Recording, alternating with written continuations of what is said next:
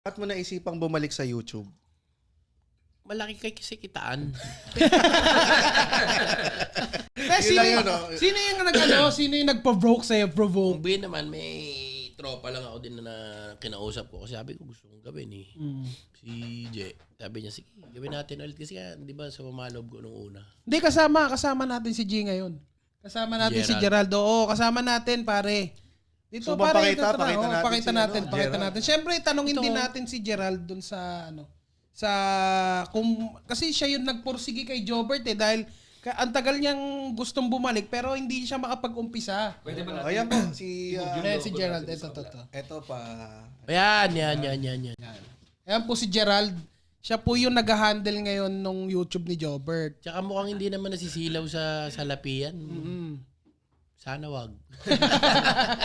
Hindi, pero, i-intervene lang din natin si Gerald. Paano